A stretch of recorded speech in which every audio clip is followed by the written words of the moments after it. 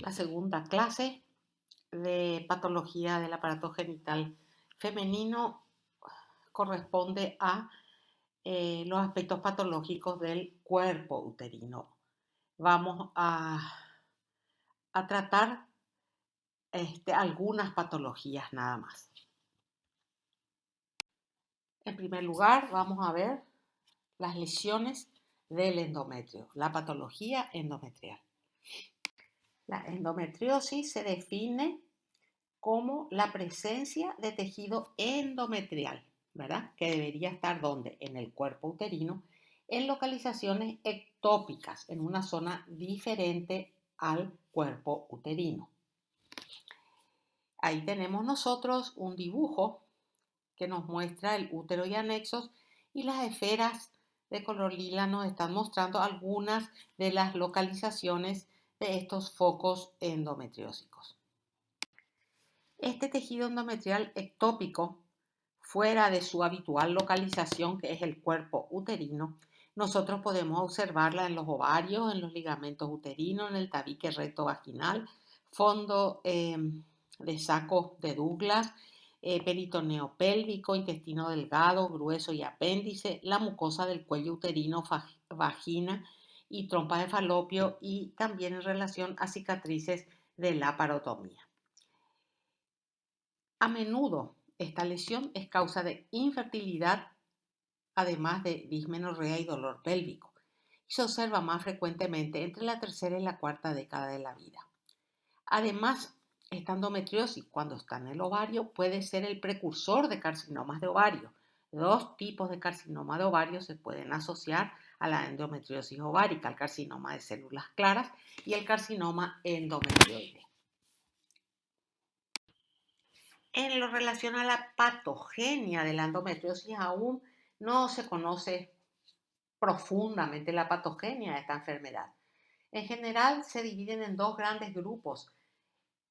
Un grupo de investigadores que proponen que el origen de las lesiones endometriósicas está en el propio endometrio uterino, y otros que plantean un origen en células extrauterinas que tienen capacidad de generar tejido endometrial.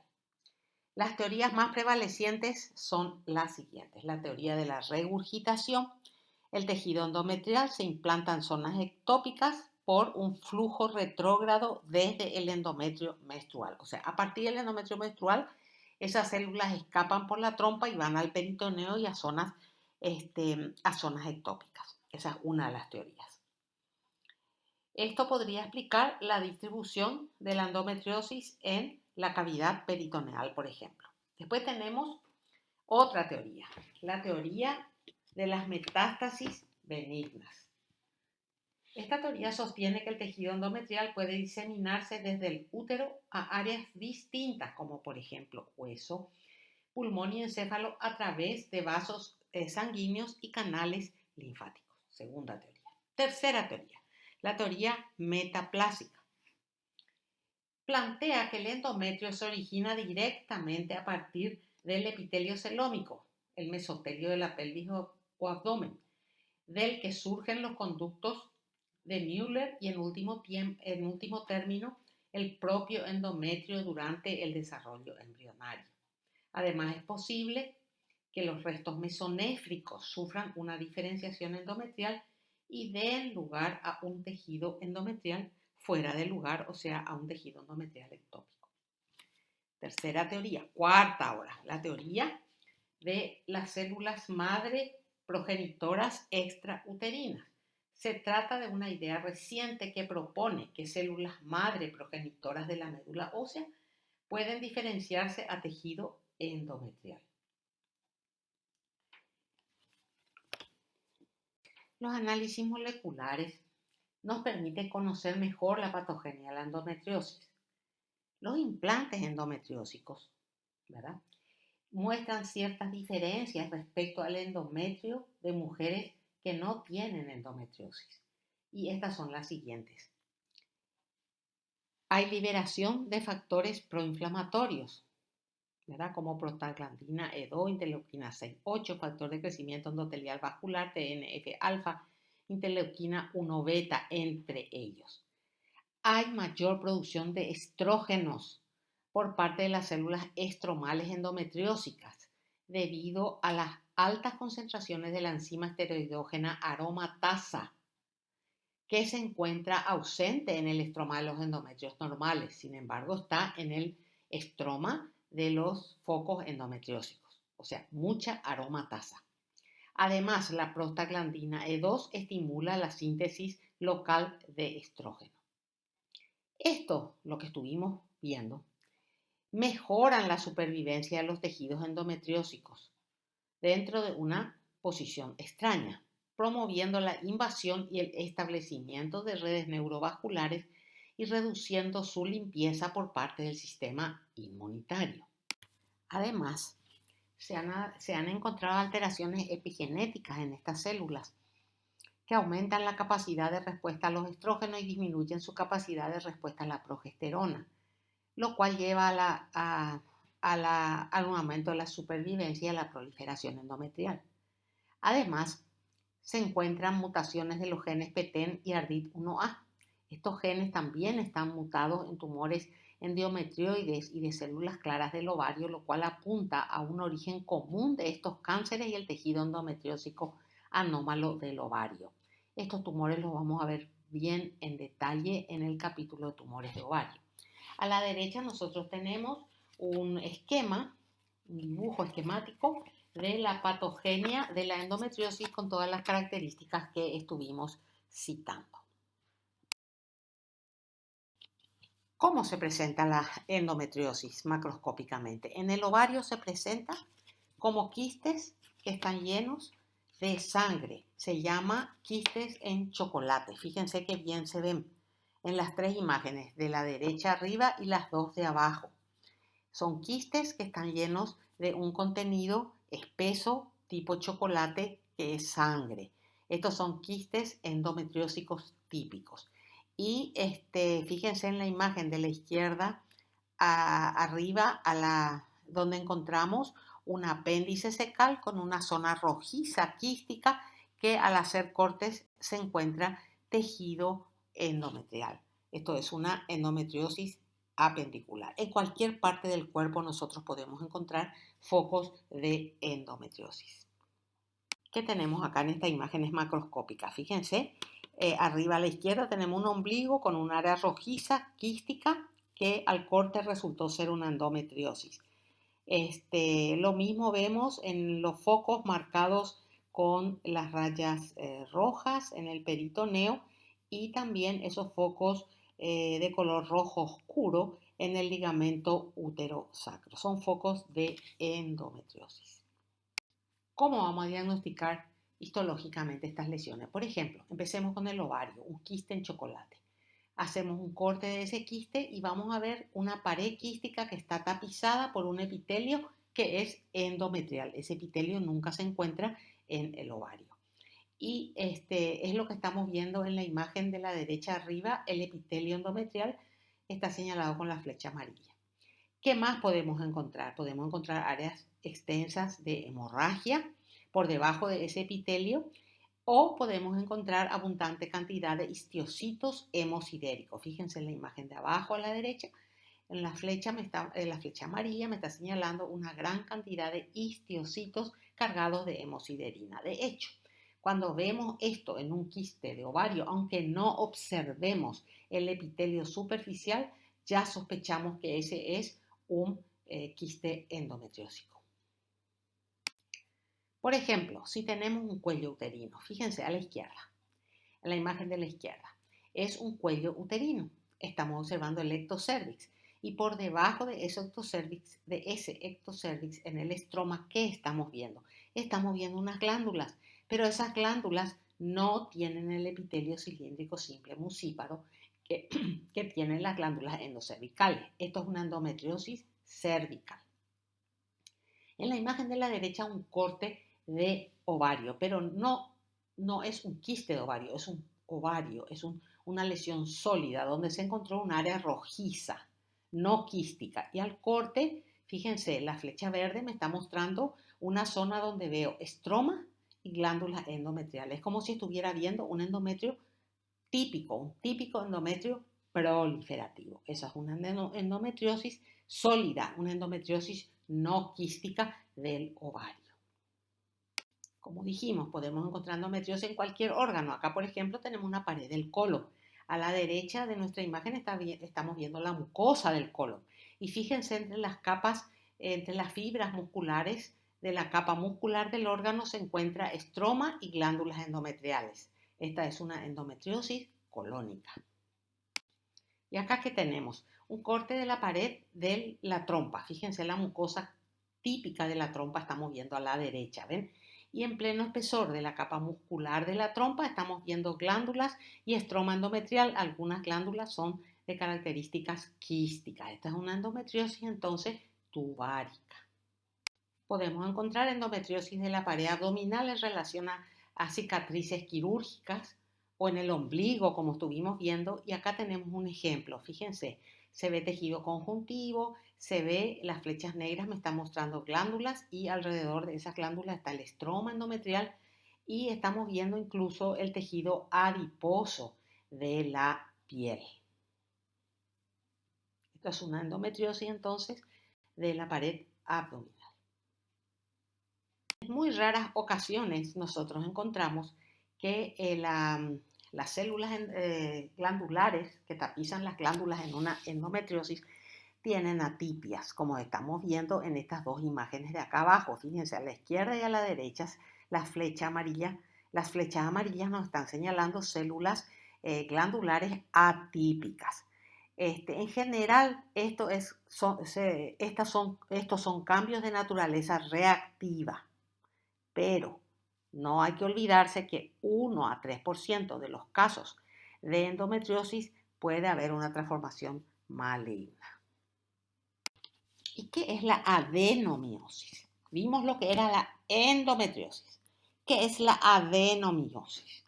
También es la presencia de tejido endometrial fuera de su lugar. ¿Pero dónde? En la pared del útero, en el miometrio.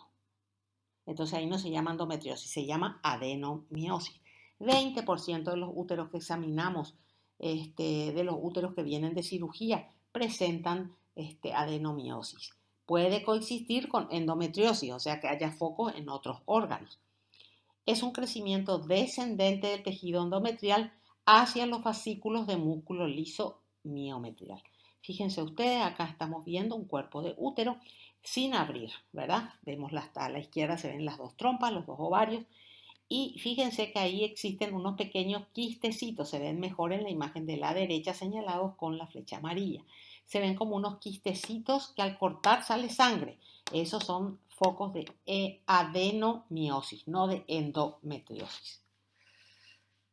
¿Cómo vamos a buscar? Vamos a buscar en los cortes de miometrio, ¿verdad? ¿Y qué vamos a buscar? Glándulas y estroma endometrial en pleno espesor del miometrio, lejos del endometrio. A veces podemos encontrar solamente el estroma sin glándulas. Y deben estar separados los focos de la capa basal endometrial por 2 a 3 milímetros como mínimo. Fíjense ustedes, abajo tenemos cortes de útero donde las flechas nos están mostrando áreas quísticas y o hemorrágicas de adenomiosis. Y acá tenemos la característica histológica. En medio de los haces de músculo liso del miometrio, ¿qué tenemos? Glándulas y estroma endometrial. En la imagen de la izquierda se ven muy bien las glándulas y el estroma. En la imagen de la derecha vemos una glándula y muy poco estroma endometrial. Otra imagen de adenomiosis donde observamos un corte de miometrio. Fíjense los haces musculares del órgano y en medio de los mismos encontramos estroma endometrial y glándulas endometriales. Esto es una adenomiosis. Otra lesión que solemos encontrar más o menos frecuentemente son los pólipos endometriales. Fíjense, a la izquierda se observa el pólipo endocervical como una prolongación de tipo dedo, de color beige, y a la derecha tenemos un corte de un pólipo desde su implantación fina, desde su cuello hacia afuera. Fíjense que tiene un eje conjuntivo vascular y el componente glandular se encuentra alrededor con abundante cantidad de glándulas, algunas de las cuales presentan dilatación. Estas son lesiones benignas y que no se malignizan. Entonces, los pólipos, ¿qué son? Crecimiento excesivo benigno de la mucosa endometrial. Son más frecuentes cuando en la perimenopausia. Casi no se conoce antes de la menarca. Se cree que se debe a focos endometriales, pequeños focos endometriales que son hipersensibles a la estimulación estrogénica, entonces crecen en forma polipoide hacia la luz. Y esos mismos focos probablemente tengan poca o ninguna respuesta a la estimulación progesterónica. Entonces por eso se forma el pólipo. ¿En qué parte del útero lo encontramos con más frecuencia? En el fondo. Como dijimos, raramente se malignizan, pero pueden producir sangrados irregulares que obligan a la paciente a hacer una consulta.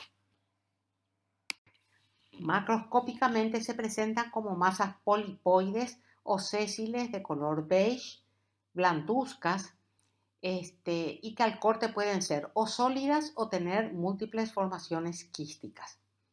En estas tres imágenes estamos viendo nosotros pólipos en la luz de la cavidad del cuerpo uterino.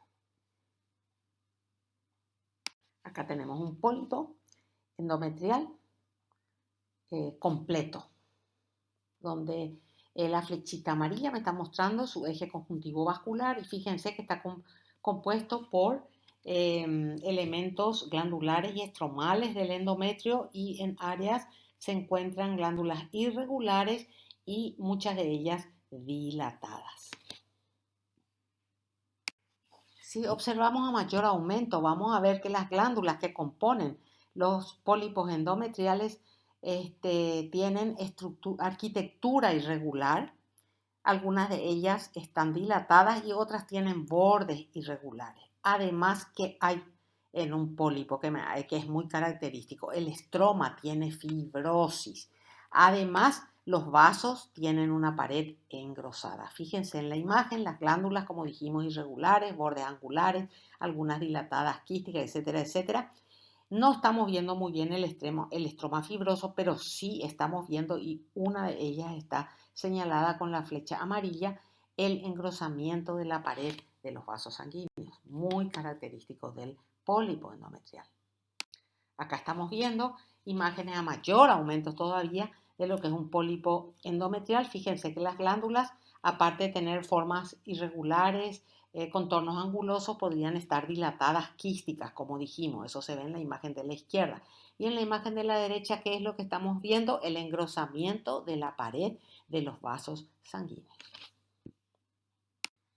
Y ahora pasemos a un tema muy importante en la patología endometrial, que es la hiperplasia endometrial. La hiperplasia endometrial es un grupo heterogéneo de proliferaciones anormales, algunas de las cuales son precursoras del carcinoma endometrial. Es una causa muy importante de hemorragia anómala y se caracteriza por la proliferación aumentada de las glándulas endometriales respecto al estroma, resultando de una mayor relación glándula-estroma. Parece que hay mucha más cantidad de glándulas que de estroma. Se asocia a una estimulación prolongada del endometrio, ya sea porque no hay ovulación o porque hay un aumento de estrógenos, sean endógenos o sean exógenos. Citemos algunas de las situaciones asociadas a la hiperplasia endometrial. La obesidad, por ejemplo. En los obesos hay conversión periférica de andrógeno en estrógeno. Entonces hay mayor cantidad de estrógenos que estimulan la proliferación del endometrio. Menopausia. Enfermedad poliquística del ovario, el síndrome llamado de Stein-Leventhal. Tumores ováricos funcionantes de células de la granulosa. Hiperplasia estromal cortical ovárica. Administración prolongada de estrógenos. Un factor clave en el desarrollo de la hiperplasia endometrial y de los cánceres relacionados a la hiperplasia endometrial es la inactivación del gen supresor de tumores PTEN. Es demasiado importante que ustedes recuerden esto. Inactivación del gen supresor de tumores PTEN. El gen PTEN, como ustedes ya saben, es un supresor de tumores, como estudiamos en carcinogénesis, y produce detención del ciclo celular y apoptosis, así como la inhibición de la motilidad celular. Hay mutación del PTEN en el 20 o más de las hiperplasias endometriales y entre el 30 al 80% de los carcinomas de endometrio. ¿Qué hace el gen PTEN? El gen PTEN codifica una fosfatasa lipídica, que es un regulador negativo importante del PI3K-AKT. El PI3K-AKT es un promotor de supervivencia y crecimiento celular. Entonces, esa fosfatasa lipídica le regula a la baja a este promotor de supervivencia. Cuando el PTEN se pierde, ¿verdad? Porque hay inactivación, porque está mutado, lo que fuera, entonces la vía PI3K-AKT se vuelve hiperactiva. Los estrógenos sabemos que sin oposición normalmente aumentan la producción glandular de proteína PTEN. ¿Okay? Eso es lo normal. Y la proteína PTEN también normalmente se expresa durante la fase proliferativa del endometrio, pero está ausente durante la fase secretoria. La pérdida del PTEN, entonces, ¿qué hace? Puede estimular la expresión génica dependiente de estrógenos, provocando un crecimiento excesivo de aquellos tipos celulares cuyas señales tróficas son los estrógenos, como por ejemplo el endometrio. La hiperplasia endometrial tiene una nueva clasificación de la OMS desde el 2014. En dos grupos nada más. Ustedes pueden encontrar en los libros muchas clasificaciones, pero nosotros la que vamos a seguir, como siempre, es esta. Hay una hiperplasia sin atipia y hay una hiperplasia con atipia. Esta neoplasia con atipia se llama neoplasia intraepitelial endometrial. Menos del 2% de las hiperplasias sin atipia van a ir al carcinoma, muy raramente. En cambio, fíjense, el 23% de las hiperplasias con atipia citológica van a progresar a carcinoma. Entonces, repito, dos hiperplasias nomás tenemos. La hiperplasia sin atipia y la hiperplasia con atipia. Y la con atipia también se llama neoplasia intraepitelial endometrial. Muy bien, vamos a ver el primer tipo de hiperplasia, que es la hiperplasia sin atipias. A la derecha nosotros tenemos un útero completo, cuerpo y cuello, y la flecha de color gris me está mostrando en la cavidad endometrial unas proyecciones endometriales polipoides. Esto es una hiperplasia endometrial. Se caracteriza por supuesto, engrosamiento endometrial y una proliferación exagerada de glándulas, las cuales tienen variación en formas y tamaños. El epitelio de las glándulas no tiene atipia. Es un epitelio pseudoestratificado o de tipo cilíndrico simple con variable actividad mitótica. Podemos encontrar mitosis. Hay un aumento de relación glándula-estroma, que significa que hay mucha glándula para poco estroma. Y las glándulas están muy cerca unas de otras o más cerca de lo que normalmente están en un epitelio, en una mucosa endometrial de tipo proliferativo normal. En esta hiperplasia las células que componen las glándulas tienen bajo nivel de mutaciones somáticas y puede haber en algunas glándulas mutaciones y en otras no. Puede coexistir, o sea, estar al mismo tiempo que un carcinoma endometrial, menos del 1%, es rarísimo. Y en cuanto a la progresión a carcinoma endometrial, dijimos que era muy baja su progresión, 1 a 2% nada más. Y acá tenemos dos imágenes de úteros abiertos, donde las flechas blancas nos están mostrando la hiperplasia de la mucosa endometrial. Fíjense que se presenta como un engrosamiento, en este caso es bastante difuso, de la mucosa endometrial y que tiene un aspecto carnoso y polipoide en áreas.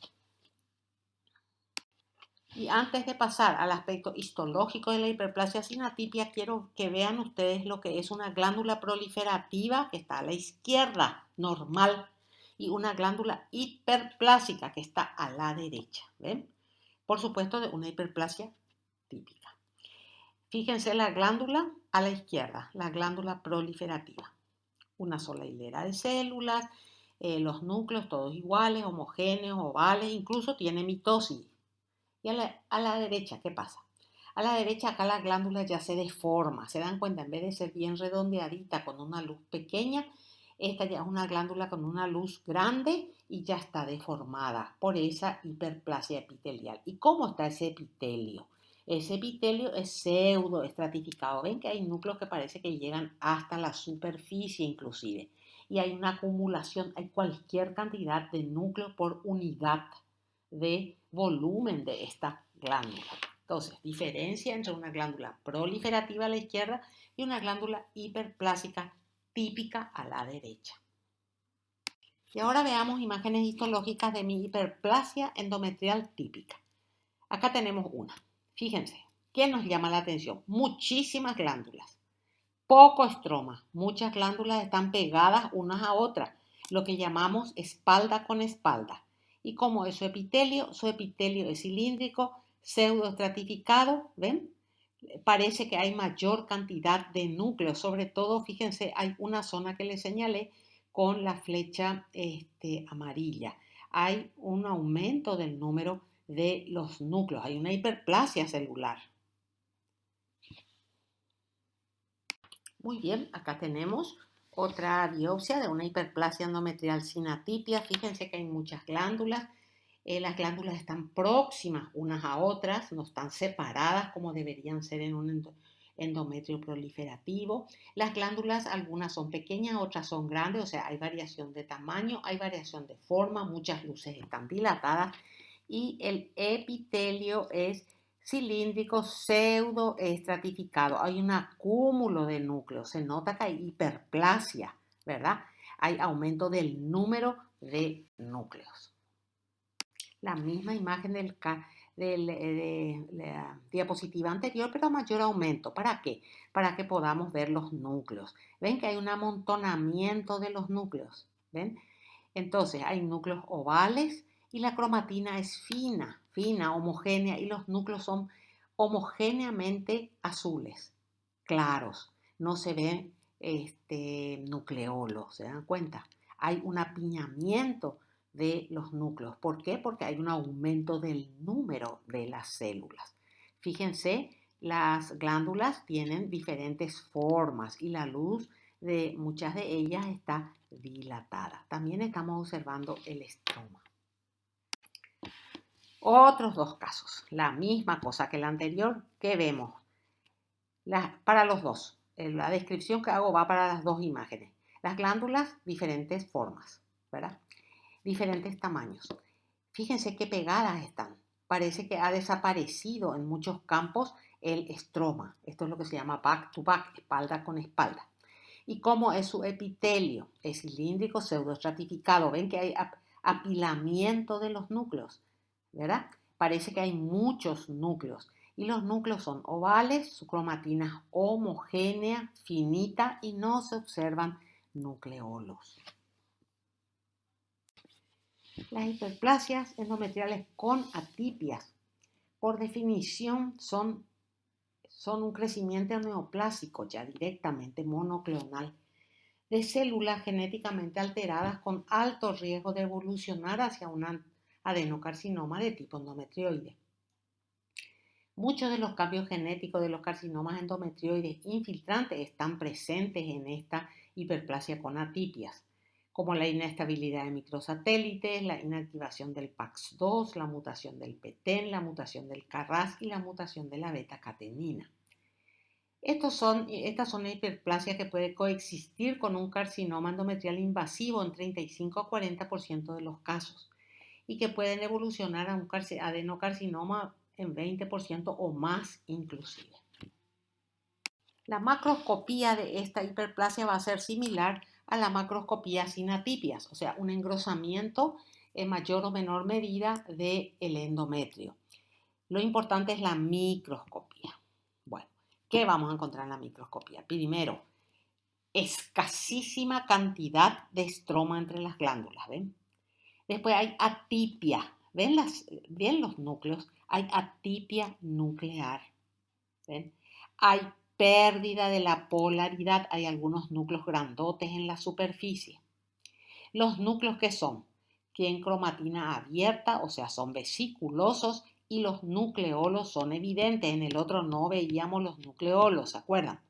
Hay un aumento de la relación núcleo-citoplasma y la extensión de la atipia nuclear es variable, mayor o menor atipia según las áreas que estamos observando. Fíjense las características nucleares. Por supuesto que acá las glándulas también son irregulares, acá también están espalda con espalda, pero lo que lo diferencia son las características de los núcleos. Fíjense, chicos, no hay estroma prácticamente, glándula pegada con glándula. Acá hay una estratificación de los núcleos. En la imagen anterior eran atípicos los núcleos, pero no había tanta estratificación. Acá es más feo todavía. Acá ya hay estratificación de los núcleos y los núcleos son diferentes en tamaño, diferentes en forma, son vesiculosos y tienen nucleolos evidentes. También se observa mitosis, pero la mitosis no es un diagnóstico diferencial porque en la hiperplasia sin atipias también podemos ver células en mitosis. Pero esto es atipia. Si ustedes quieren, pueden retroceder e ir a ver las imágenes de hiperplasia típica para ver las diferencias con los núcleos. Otra hiperplasia atípica. Acá está teñido muy débilmente, pero lo que llama la atención, fíjense, son esos núcleos claros y que tienen los nucleolos muy llamativos. No hay tanta estratificación como las glándulas de la diapositiva anterior, pero fíjense que son núcleos muy atípicos. Esos nucleolos son muy llamativos. Y acá una imagen a gran aumento para que ustedes vean la atipia. ¿Ven esta glándula? Esta glándula tiene como unas proyecciones papilares hacia la luz. Ven la estratificación de los núcleos francamente atípicos, ¿verdad? Muy diferentes a los núcleos que observamos en las hiperplasias típicas. Y acá les pongo una imagen. Las glándulas que están a la izquierda son glándulas de hiperplasia típica, no atípica, ¿verdad? Típica. Y las glándulas que están a la derecha muestran hiperplasia atípica. Fíjense la diferencia en los núcleos, en el tamaño de los núcleos, en la coloración de los núcleos, en la presencia o no de nucleolos. Y ahora ustedes me preguntarán, ¿cómo hacen el diagnóstico por un pedacito de endometrio que se saca en una biopsia de que es una hiperplasia atípica o que es un adenocarcinoma que ya está infiltrando? Sí, ese es un problema que se nos presenta. De hecho, tanto la hiperplasia atípica como el carcinoma infiltrante van a una histerectomía total, ¿verdad? Pero nosotros tenemos algunos tips para hacer el diagnóstico de un tumor infiltrante. No les vamos a pedir que reconozcan estos tips en imágenes en el examen, pero sí es interesante que conozcan cómo trabajamos para hacer ese diagnóstico diferencial. Por ejemplo, acá, primer tip, buscar cómo está el estroma. Si el estroma de esa biopsia que nos llegó es fibroblástico o sinofílico, con fibrosis o sin fibrosis, o sea, con o sin desmoplasia, ese es un signo de un cáncer, de un tumor infiltrante. No vamos a poder diferenciar por el tipo de glándulas, porque la atipia se presenta tanto en la hiperplasia atípica como en el adenocarcinoma. El segundo elemento que nos fijamos para hablar o no de infiltración del estroma es la presencia de agregados glandulares confluentes sin estroma de por medio con patrón cribiforme.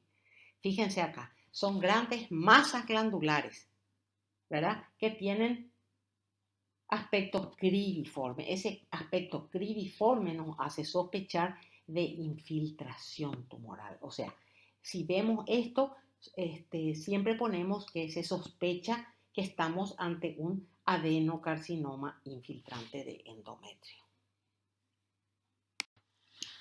Y en tercer lugar, si encontramos papilas extraglandulares, no endoglandulares, por afuera, un patrón velloso, papilas extraglandulares de patrón exofítico, como estamos viendo en esta imagen, entonces sí, esto nos hace sospechar que el tumor, que esto sea un tumor adenocarcinomatoso infiltrante y no una hiperplasia atípica.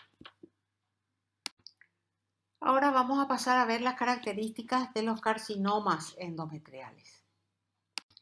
Hay muchos subtipos de carcinoma de endometrio según la Organización Mundial de la Salud. Acá yo les cito algunos, como por ejemplo el adenocarcinoma endometrioide, que puede ser bilionodular también, son variantes del adenocarcinoma endometrioide secretorio de células ciliadas y carcinoma endometrioide con diferenciación escamosa. Después está el carcinoma seroso, carcinoma células claras, carcinoma mucinoso, carcinoma escamoso, formas mixtas de carcinoma, carcinoma indiferenciado, etcétera, etcétera, etcétera. Los estudios clínico-patológicos y los análisis moleculares respaldan la clasificación del carcinoma de endometrio en dos grandes categorías. Lo que estuvimos viendo nosotros en la diapositiva anterior era los tipos histológicos del carcinoma de endometrio. Pero hay dos grandes grupos de carcinoma, ¿verdad? Diferentes en muchos aspectos.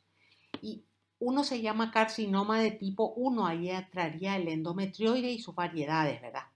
Y después hay un carcinoma de tipo 2, ahí entraría el seroso y también otros tipos, como el de células claras, por ejemplo. Entonces, vamos a hacer esa y vamos a describir según esa clasificación las características de estos adenocarcinomas de endometrio. Vamos a empezar con el carcinoma de tipo 1 o endometrioide. Este es el tipo más frecuente de adenocarcinoma de endometrio. La mayoría de estos cánceres son lesiones bien diferenciadas que recuerdan a las glándulas endometriales proliferativas. Es un cáncer relacionado al estrógeno, se ve en pacientes perimenopáusicas y se asocia a la hiperplasia previa.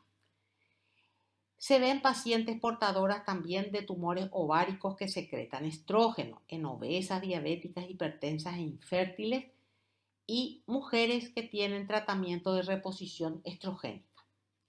En general, estos son tumores de bajo grado y su desarrollo supone la adquisición escalonada de varias alteraciones genéticas en genes supresores de tumores, como veremos enseguida.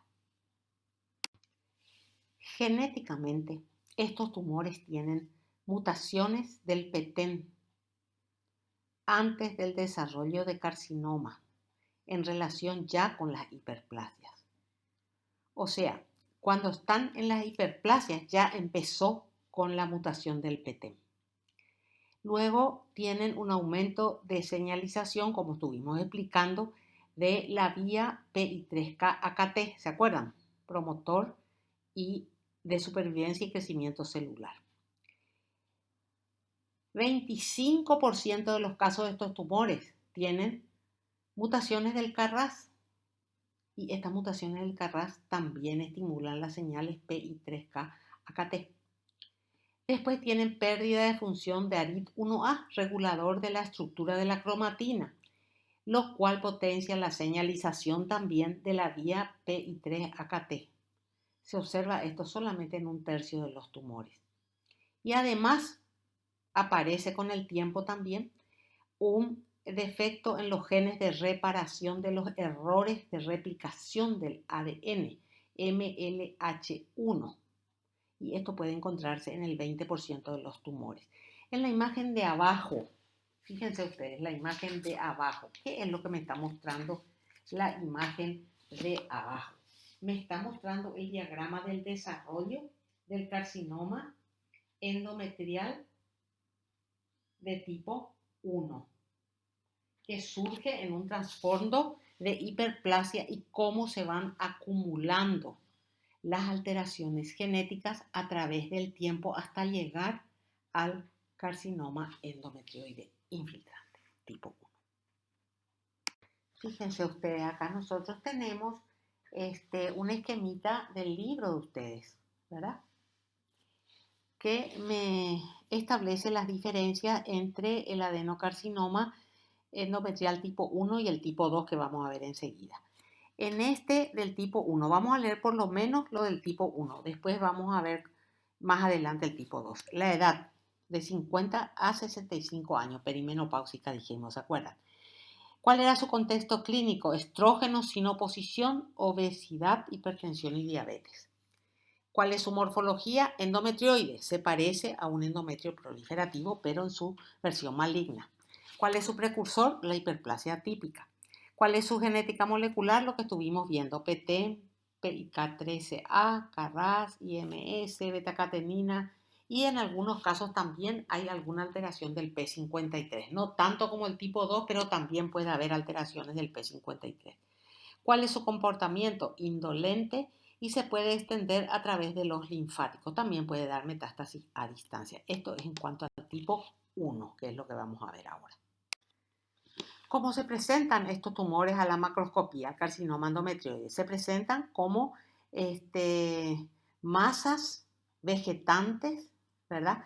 Que llenan la cavidad endometrial y que al mismo tiempo, cuando hacemos los cortes, infiltran la pared miometrial. No nos olvidemos que este es el tipo tumoral más frecuente de adenocarcinoma de endometrio. Y acá estamos viendo, fíjense, un cuerpo uterino a la izquierda con una gran masa tumoral que llena la cavidad y que invade la pared, y a la derecha estamos viendo un útero que fue cortado en el medio y fue abierto. De hecho, el cuello uterino se ve en los dos extremos y ahí se ven en la luz de la cavidad unas masas vegetantes polipoides, ¿verdad? Que también son infiltrantes al miometrio. Acá tenemos otro corte de un cuerpo uterino donde el miometrio está lleno de masas vegetantes, necróticas y hemorrágicas, y se halla infiltración miometrial. La flecha blanca me está mostrando la importante infiltración del miometrio por dicha masa tumoral. Los adenocarcinomas endometrioides tienen grado histológico y tenemos que poner siempre que hagamos el diagnóstico. Tenemos los de grado 1, que ustedes ya conocen. Este grado histológico es un adenocarcinoma que está muy bien diferenciado porque tiene menos del 5% de patrón de crecimiento sólido.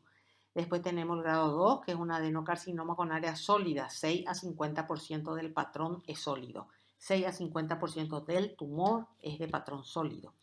Y por último tenemos el grado 3, que es predominantemente sólido o enteramente indiferenciado. Más del 50% del tumor tiene un patrón sólido. Y ahora veamos imágenes de adenocarcinoma endometrioide. ¿Ven? De grado 1. Este es un ejemplo de grado 1. Ven las glándulas irregulares, bien atípicas, pegadas unas a otras. Con aspecto endometrial, aspecto endometrioide, por eso se llama adenocarcinoma endometrioide. Este es un grado 1, tiene puro glándulas.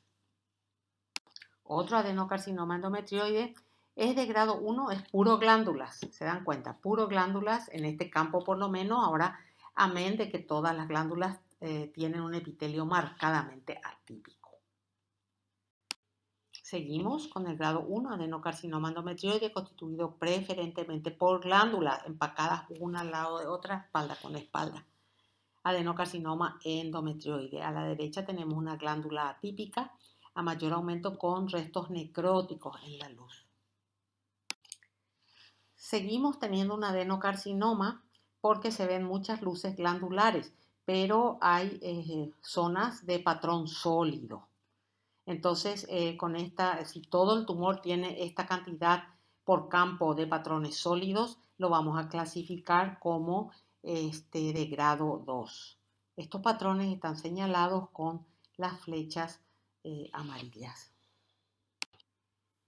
Acá tenemos otro carcinoma endometrioide de grado 2. Fíjense, a la izquierda área glandular, bien evidente, y a la derecha una enorme zona sólida. Grado 2. Y en el adenocarcinoma, grado 3, es un tumor poco diferenciado donde las glándulas escasean, se ven puros acúmulos de células marcadamente atípicas y fíjense ustedes en ambas imágenes la cantidad de mitosis que existen. Esto sería un adenocarcinoma endometrioide grado 3. Acá también vemos un adenocarcinoma endometrioide grado 3 y se observa con la flecha amarilla está marcada una zona de necrosis. Y acá de paso nada más les muestro un adenocarcinoma endometrioide pero que tiene mucha secreción en su citoplasma, parece un endometrio secretorio. Este tumor es un subtipo de carcinoma endometrioide que se llama carcinoma endometrioide secretorio. También entra dentro del carcinoma de tipo 1 endometrioide. Y acá tenemos una inmunohistoquímica, que no, la imagen B es la que muestra un adenocarcinoma endometrioide con el PTEM disminuido o ausente, prácticamente está ausente en esta imagen. Muy bien, pasemos ahora al carcinoma endometrial de tipo 2 o seroso, pero el más frecuente es el seroso, pero otros tipos histológicos entran también dentro de este grupo. Este carcinoma de tipo 2 no está relacionado al estrógeno. Se ven posmenopáusicas pero más viejas, 10 años mayores que las afectadas por el adenocarcinoma endometrioide. Acá estas pacientes no tienen una hiperplasia previa como en el carcinoma de tipo 1. Aparecen sobre una base de atrofia endometrial. En general son tumores de alto grado, mal diferenciados, y representan solamente el 15% de los carcinomas endometriales. El subtipo más frecuente de este grupo 2 es el seroso, que es el que vamos a ver. Pero en esta categoría incluye otros subtipos menos frecuentes, por ejemplo, el carcinoma de células claras y el tumor mulleriano mixto maligno. Pero nosotros vamos a ver solo el seroso. Su pronóstico es malo, mucho peor que el del tipo 1 y tiende a producir diseminación transtubárica. Entonces, al salir por las trompas uterinas, frecuentemente da implantes peritoneales. El carcinoma seroso, que es el que vamos a ver, su lesión, fíjense en la imagen de abajo, su base es un endometrio atrófico, no una hiperplasia endometrial, ¿verdad?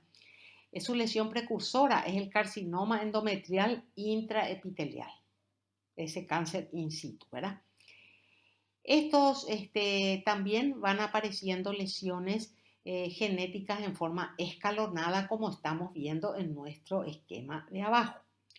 Hay mutaciones del gen TP53 en el 90% de los carcinomas serosos y en el 75% de los carcinomas serosos intraepiteliales, su lesión previa, ¿verdad? La mutación se produce precozmente en la evolución del carcinoma endometrial seroso. Además, podemos tener mutaciones de los genes que codifican PI3K, AKT y PP2A, que es una fosfatasa supresora de tumores. Y ahora veamos la característica de este carcinoma de tipo 2 seroso y ya podemos hacer la comparación con el tipo 1 que está al lado, que ya conocemos. Este se ve de 65 a 75 años, ven 10 años más tarde. Su base es una atrofia. No tiene nada que ver con los estrógenos ni con la hiperplasia.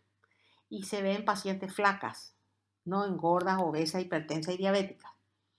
Su morfología no es endometrioide como los tipo 1 que estuvimos viendo. Esta es una morfología serosa o puede presentarse con células claras o como el tumor mulleriano mixto.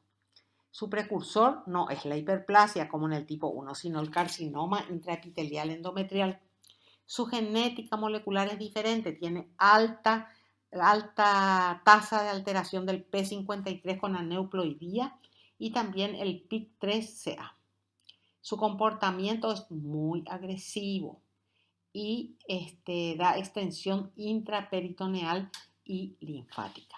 Este esquema es muy lindo para diferenciar ambos tipos de carcinoma de endometrio. Acá le traje dos imágenes, fíjense. Son dos imágenes que se ve el epitelio del endometrio con un carcinoma endometrial intraepitelial, o sea, con un cáncer intraepitelial. ¿Ven la atipia absoluta en ambas imágenes? Esta es la lesión precursora del carcinoma endometrial de tipo 2 seroso. Y ahora vayamos a las características del adenocarcinoma seroso infiltrante. Fíjense el aspecto que tiene. Tiene una arquitectura papilar. ¿Se acuerdan que el tipo 1 era glandular? Por eso se llama endometrioide. Este tiene una arquitectura papilar. Está constituido por papilas grandes, chicas, medianas, con eje conjuntivo vascular que contienen vasos sanguíneos. Se parece, es idéntico al carcinoma seroso de ovario que vamos a estudiar después. Las papilas tienen centro conjuntivo fibroso con vasos sanguíneos. En un tercio de estos casos podemos encontrar cuerpos de samoma. Las células son muy atípicas. Fíjense la irregularidad de tamaño, irregularidad de forma, de cromatina.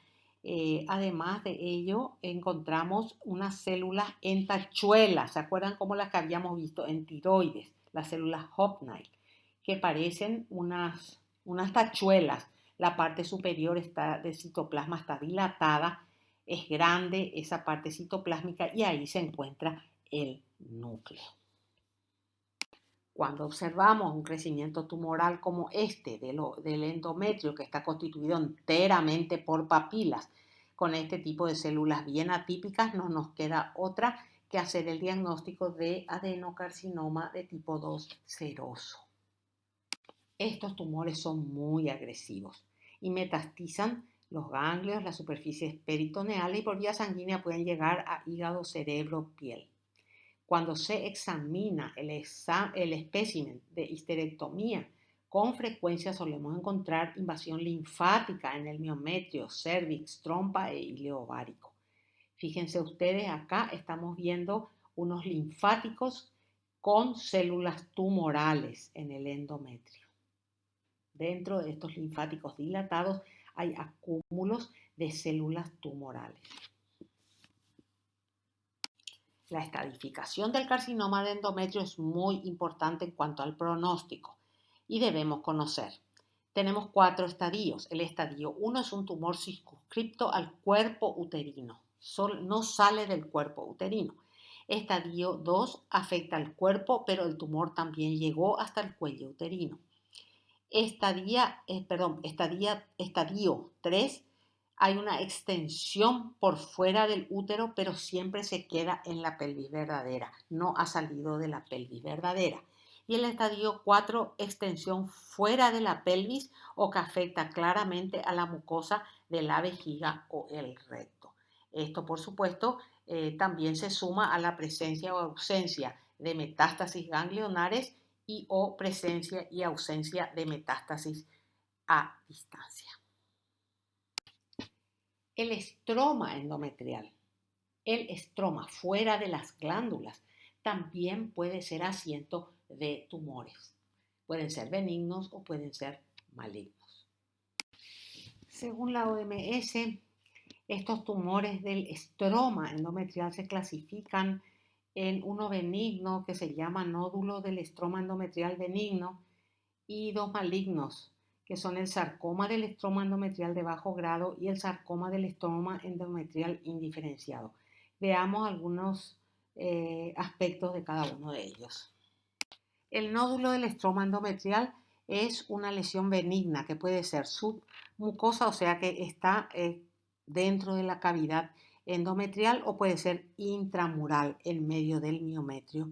Está constituida por células estromales típicas fusiformes u ovales. Este es un tumor bien delimitado que no infiltra, no se observa infiltración y por supuesto tampoco se observa permeación linfática y o vascular. Puede tener de unos pocos centímetros hasta 20 centímetros de diámetro. Fíjense en la imagen macroscópica de abajo a la izquierda, toda esa masa amarillenta que llena la cavidad uterina es un nódulo del estroma endometrial. Y a la derecha que tenemos arriba el miometrio normal y abajo la proliferación tumoral con células fusiformes u ovaladas muy características del estroma endometrial proliferativo. El sarcoma del estroma endometrial de bajo grado es un tumor que también recuerda a las células estromales normales, histológicamente por supuesto bastante parecido al nódulo del estroma endometrial benigno. Su edad media de aparición es 50 años y es un tumor que se caracteriza por tener recidivas locales una vez extirpado. Tiene la capacidad potencial de desarrollar metástasis a distancia y el estadio es el factor más importante de pronóstico en este tumor. Si está en un estadio 1, tiene 90% de sobrevida a 5 años, pero si está en un estadio 3 o 4, esa sobrevida baja a 50% de sobrevida a 5 años. Estos son tumores cuyas células tienen translocaciones cromosómicas que crean genes de fusión. Ciertas porciones del gen HASF1, que codifica un represor de la transcripción, se fusionan con un segundo gen como el SUS12. Y este gen introduce marcas represoras de histonas en la cromatina, silenciando así algunos genes. Entonces, estas fusiones provocan ¿qué? Una expresión incorrecta de genes oncógenos. Estos son tumores que se presentan macroscópicamente como masas de color beige blanquecino, bien definidas en sus bordes o evidentemente infiltrantes. Pueden presentarse como masas intracavitarias polipoides, o sea, submucosas, o masas intramiometriales y sus diámetros varían entre 5 y 10 centímetros. Son tumores que pueden presentar hemorragia y necrosis. Acá tenemos en las imágenes de abajo lesiones correspondientes a sarcoma endometrial de bajo grado. Como vemos histológicamente, vemos una población tumoral con núcleos fusiformes que tienen muy poca atipia y un bajo índice mitótico, menos de 5 mitosis por 10 HPF. Puede haber hemorragia, puede haber necrosis y estos tumores sí ya pueden presentar invasión vascular.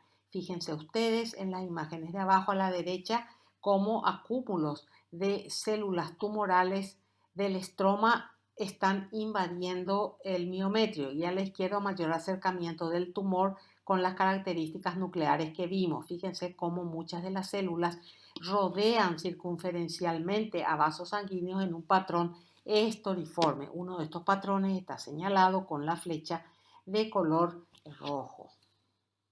Y acá también tenemos un sarcoma, de bajo grado, ¿verdad? Y se ven las células fusiformes u ovaladas, patrones estoriformes. Cuando miramos hacia mayor aumento, esto también puede corresponder a un nódulo estromal benigno. Para descartar un nódulo estromal benigno, uno tiene que ver los límites del tumor y la infiltración, preferentemente. Luego tenemos el sarcoma del estroma endometrial indiferenciado. Es un tumor de alto grado, con morfología de células tumorales, pero redondas, ya no fusiformes. Es poco frecuente, son extraordinariamente recidivantes. Acá también hay formación de genes de fusión, como el anterior, y se presenta como masas tumorales de color beige, amarillento, con necrosis y hemorragia, como estamos viendo nosotros en la imagen de la derecha. Normalmente suelen tener más de 9 centímetros de diámetro. Pueden ser tumores intracavitarios polipoides o intramurales nodulares ampliamente infiltrantes. Y acá nosotros tenemos la microscopía de este sarcoma del estroma endometrial de alto grado indiferenciado. Son células estromales, pero acá ya pierden su aspecto fusiforme, como habíamos visto en los dos tumores anteriores. Se ven como células redondeadas, ¿verdad? Muchas mitosis, más de 10 mitosis por 10 HPF, se ve que tienen infiltración miometrial y también puede haber focos de células fusiformes mezcladas con las células tumorales redondas. Hay frecuente invasión vascular. Y para ir terminando nuestra clase vamos a ver dentro de la patología del miometrio los tumores miometriales. Vamos a ver los leiomiomas y los leiomiosarcomas. Los leiomiomas son tumores benignos de músculo liso. Se ve preferentemente en mujeres de edad reproductiva y la mayoría de ellos tienen cariotipos normales, aunque en 40% de ellos podría encontrarse anomalías cromosómicas simples. Raramente se malignizan y por su localización pueden ser submucosos, intramurales y subserosos. Fijémonos en la imagen que tenemos a la derecha. Fíjense, el mioma submucoso es aquel que naciendo en el miometrio crece hacia la cavidad endometrial empujando al endometrio que está por encima. El intramural es aquel tumor que está en pleno espesor del miometrio. Y el submucoso es un tumor que está en el miometrio pero crece hacia la serosa. Macroscópicamente, estos son tumores que pueden ser únicos o múltiples, que están bien encapsulados a pesar de no tener cápsula, que tienen un aspecto macroscópico arremolinado, blanquecino y que pueden presentar necrosis y hemorragia. En las imágenes de abajo, fíjense, a la izquierda se ve un mioma con infarto, con necrosis y hemorragia. Y a la derecha estamos observando un útero con 4 nódulos tumorales leiomiomatosos, uno de ellos con degeneración mixoide y los otros 3 con el clásico aspecto arremolinado blanquecino que estuvimos citando. Los leiomiomas están a la histología compuestos típicamente por haces de células de músculo liso que se parecen al miometrio no afectado. Por lo general, las células musculares individuales tienen tamaños y formas uniformes y el núcleo oval y los procesos citoplasmáticos son finitos y alargados característicamente. Estos son tumores que tienen muy pocas mitosis. Los leiomiosarcomas, por el contrario, son tumores malignos de células musculares lisas. Son tumores raros antes de los 40 años. De hecho, entre 40 y 60 años es el rango etario donde aparecen. La sobrevida a los 5 años es bastante baja, nada más que del 10 al 30%. El estadio tumoral es el más importante factor predictor de sobrevida. Es importante reconocer que no se inician en leiomiomas benignos y que los tumores de más de 5 centímetros tienen peor pronóstico que los de menor tamaño. Son tumores que metastatizan por vía sanguínea a pulmones, hueso y encéfalo. También pueden producir una diseminación por toda la cavidad abdominal. Estos son tumores que generalmente miden más de 5 centímetros de diámetro. Son hemorrágicos, blandos, con necrosis, tienen aspecto de carne de pescado y a veces aspecto mixoide. En la histología podemos ver desde tumores bien diferenciados que se parecen mucho al tejido muscular liso y tumores pobremente diferenciados. Muy importante es individualizar y contar las mitosis, porque 10 o más mitosis por 10 HPF en tumores que son muy diferenciados con poca atipia me hablan de un leiomiosarcoma. Tumores que se parecen a un leiomioma, que son muy diferenciados, pero al contar las mitosis, vuelvo a repetir, yo tengo 10 o más mitosis por 10 HPF, eso probablemente es un leiomiosarcoma bien diferenciado. Y los tumores que tienen mucha atipia nuclear, como el que estamos viendo abajo hacia la izquierda, o células epitelioides. Basta encontrar nada más que 5 mitosis por 10 HPF para indicar malignidad. Con esto hemos terminado nuestra segunda clase de patología del aparato genital femenino. Muchas gracias.